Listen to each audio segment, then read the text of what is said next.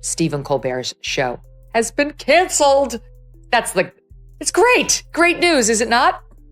This is incredible on so many levels. And I'm going to call him on this for the Mail. But so I was reading, this is such a New York Times way to cover it. So they talked to this guy in Williamsburg, Brooklyn, who was out having dinner and got the alert on his phone that the Colbert show has been canceled. And he sprung up like he was Batman getting the bat signal. CBS just canceled the Late Night with Stephen Colbert, just days after Colbert took a swing at his own network for settling with Trump. Listen.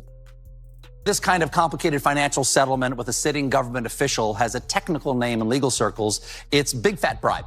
The empire of late-night television just witnessed a public execution. The news exploded across the internet, a wildfire of digital headlines and celebratory social media posts, all fueled by the gleeful, merciless takedowns from his fiercest critics. Stephen Colbert, the man who had sat comfortably on the throne of late night for nearly a decade, had been unceremoniously dethroned. His show, a pillar of the CBS lineup, was canceled. It wasn't just a story, it was presented as a modern-day Greek tragedy, a saga of staggering failure, of blinding political arrogance, and of a final brutal reckoning served cold to millions of viewers. But in the ruthless smoke and mirrors world of modern media, where narratives are forged like weapons, the most shocking story isn't always the one being told. The truth, when it finally emerged from the rubble of this character assassination, would be far more stunning and far more revealing than the fiction.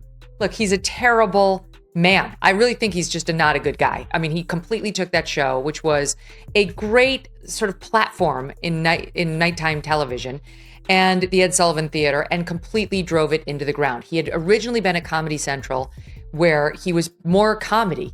And when he moved over to CBS, he decided to be more pundit. He desperately wanted to be Keith Olbermann. And guess what? Keith Olbermann is a failure. And now so are you, Stephen Colbert. Oh, man, the ratings tanked. Letterman averaged nearly 3 million in his final year. And today, Colbert is only averaging a little over 2 a night. This show is seen by close to 4 million a night. Now, the left's favorite late-night mainstream mouthpiece has been let go.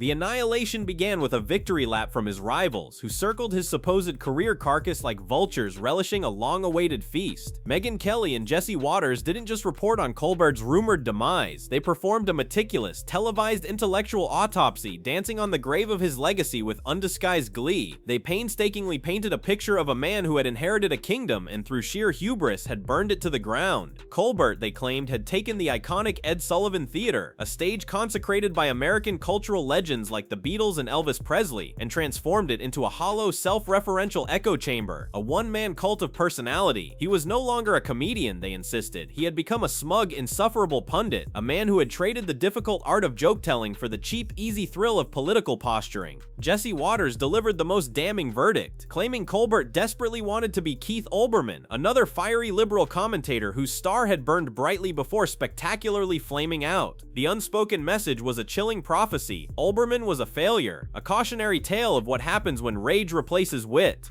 And now so are you, Stephen Colbert, Waters sneered, twisting the knife. The core accusation was a dagger to the heart of any entertainer, a charge from which it is almost impossible to recover. He had simply stopped being funny. His show, they argued with surgical precision, had devolved from a nightly comedy staple into a weekly group therapy session for coastal elites, a televised safe space where people with superiority complexes could have their pre-existing biases confirmed and applauded. It was a sanctuary of sanctimonious sermons, where the sound of canned laughter and obedient seal-like clapping replaced the genuine, uncontrollable explosions of humor that once defined the very soul of late night. The man who had once brilliantly satirized political blowhards on the Colbert Report, holding up a mirror to the absurdity of partisan media, had in a tragic and profound twist of irony become the very thing he used to mock. On his heels by this, and he's not really sure how to go after Vice President Harris. He knew his attack lines on President Biden.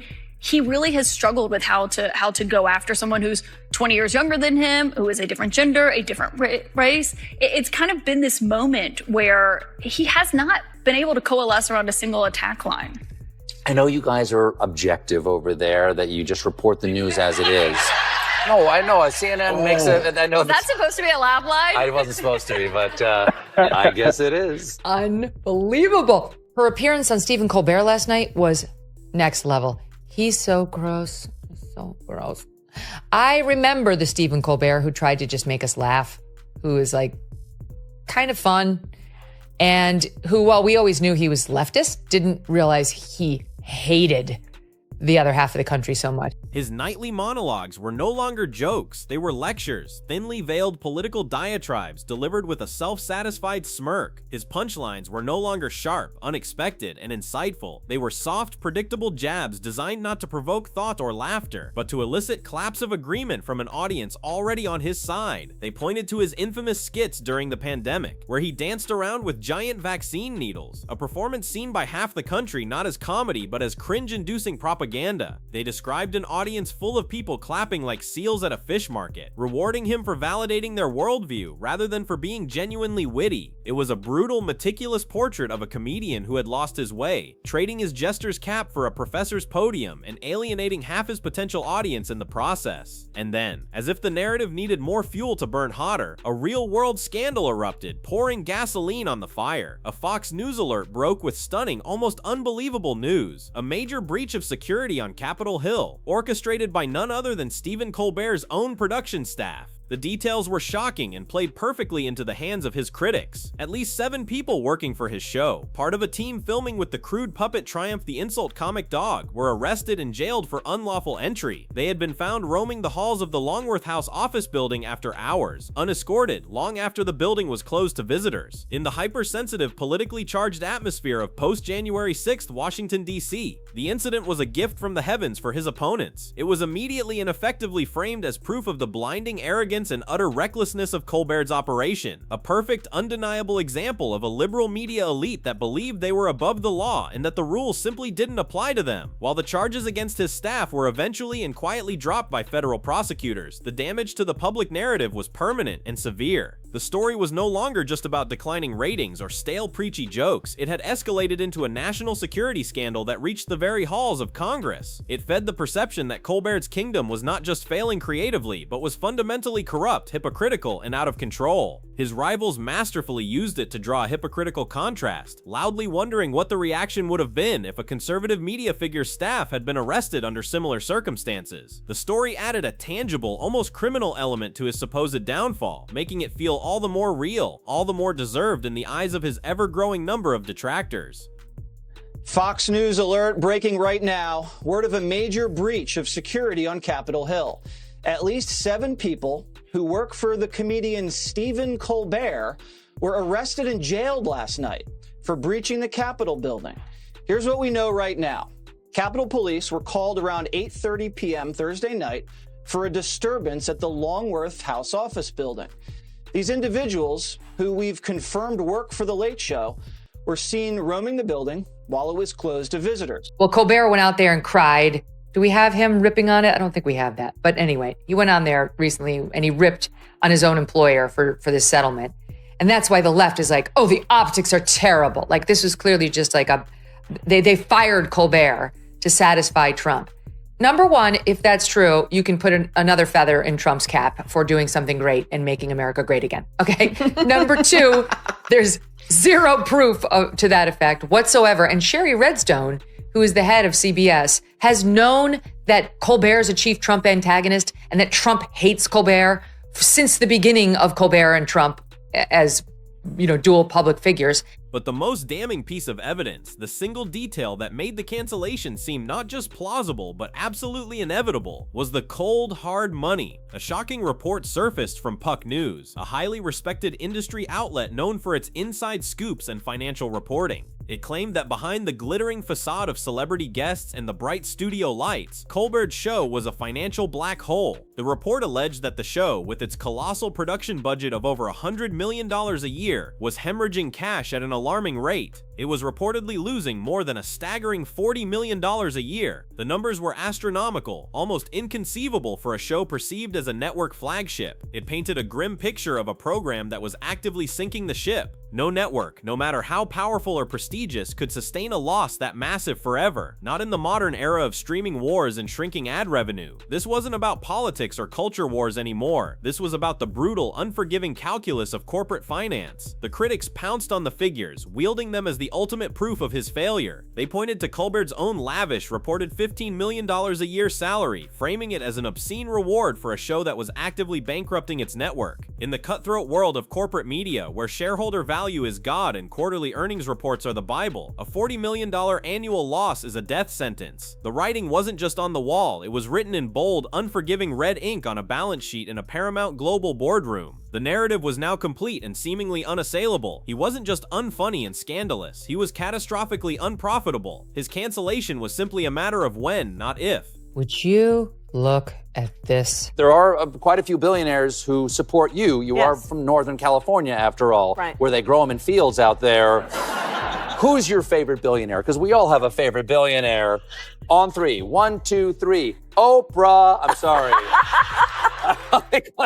I claimed Oprah. You can't take her now. What's happened to him is what happens to virtually every news personality and late night personality and host of popular shows, podcasts, etc., which is they start getting invited to parties with Jennifer Aniston.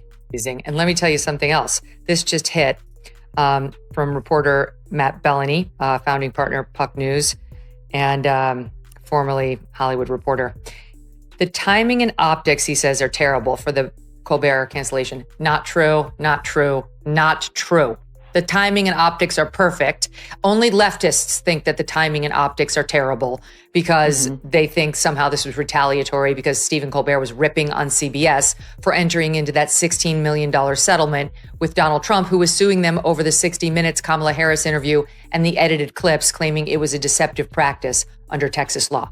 Just when it seemed like a straightforward, if brutal business decision, a final fascinating layer of intrigue and conspiracy emerged. A theory began to circulate, whispered in Hollywood green rooms and broadcast with confidence on rival networks, suggesting that Colbert wasn't just fired for being unprofitable, he was axed for the ultimate, unforgivable act of professional betrayal. The drama centered around a complicated and controversial financial settlement CBS had made with an entity tied to Donald Trump. In a stunning, almost unprecedented move of defiance, Colbert went on his own show and viciously ripped into his corporate bosses for the deal, all but calling it a big fat bribe on live national television. To his critics and even to many stunned industry insiders, this was the final nail in his coffin. He had publicly attacked the hand that fed him, humiliating his employers in front of millions. In the carefully managed, hierarchical ecosystem of Hollywood, you simply do not call out your own network's executives. It's the sacred unwritten code. The theory gained traction. CBS's parent company Paramount was in the delicate, high-stakes process of trying to sell itself.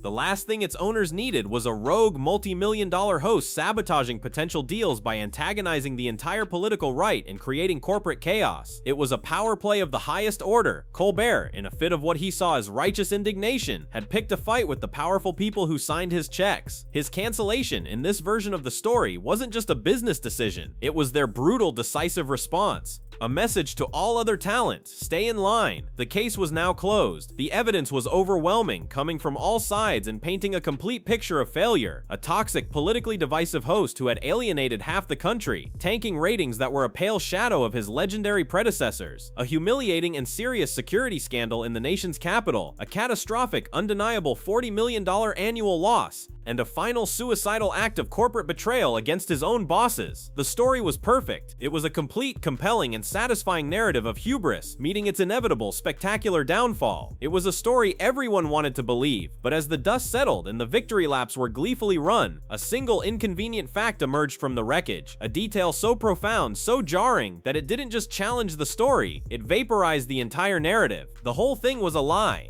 And Stephen Colbert was appointed as his heir.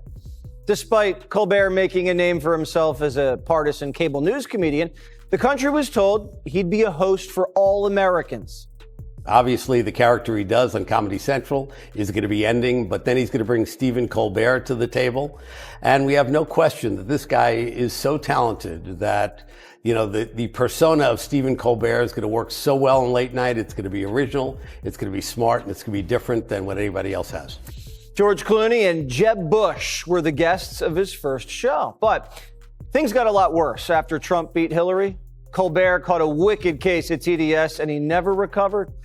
He went off the deep end during COVID. They were paying him $15 million a year for that nonsense that we just witnessed. For him to dance around with vaccine needles during the COVID pandemic, which we all knew was controversial, but no, the left had decided that they were some sort of Eucharist.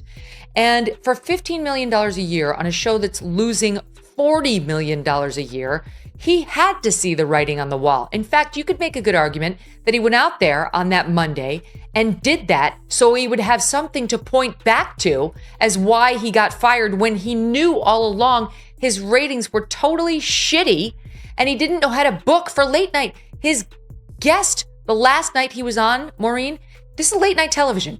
You get a Tom Cruise, right? You get The Rock. You get Julia Roberts or Sydney Sweeney. That is how you do late night TV. Look who he led with his last night on the air. Stephen Colbert's show wasn't canceled. It was never even in danger. There was no public execution. There was no corporate reckoning. In fact, just months before this media firestorm erupted, Colbert had quietly and without any public fanfare signed a massive new contract extension with CBS, a deal that would keep him firmly planted in the host chair of The Late Show through at least 2026. The king was never dethroned. He was and is still sitting comfortably on his throne. The entire elaborate narrative of his downfall, repeated with such journalistic certainty and gleeful confidence by his rivals, was built on a foundation of pure fiction. The show that was supposedly obliterated was in reality thriving. It was consistently ranking as the #1 late-night show in America by total viewers, a dominant position it had held for 7 consecutive seasons, a historic run. The story wasn't just wrong, it was the polar opposite of the truth. So if he wasn't fired, if he wasn't failing, if he wasn't a financial drain, what in the world was really going on? The answer, the key that unlocked the entire mystery and revealed the true game being played, lies with another name, a name that rarely crossed over into the mainstream media's insulated bubble, Greg Gutfeld. While the legacy networks were focused on their internal dramas and coastal preoccupations, a quiet, earth-shattering revolution was taking place on cable news. Fox News' late-night comedy show, Gutfeld, started doing the unthinkable. It began to beat Stephen Colbert in the nightly ratings. Not every single night, but often enough to cause a seismic shockwave throughout the entire television industry. A cable show with a fraction of the production budget, a conservative host, and a sarcastic anti-establishment, defiantly anti-woke tone was periodically dethroning the network giants. This was the real story, the earthquake happening beneath the surface that the old media gatekeepers refused to acknowledge. For decades, it was an ironclad, undisputed rule of television that network late night was an untouchable juggernaut. Gutfeld and his viewers broke that rule.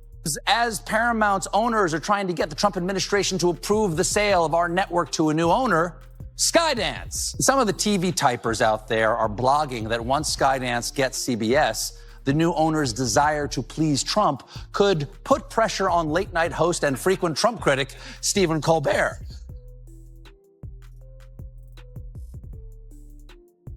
The network claims it was a purely financial decision, and Colbert's last show will be next spring. So, Clay, is Gutfeld now officially Trump the king of late night? God, this is probably a really tough story for you to have to do to give Gutfeld praise. Report here. It's not for his prelude, with which I disagree.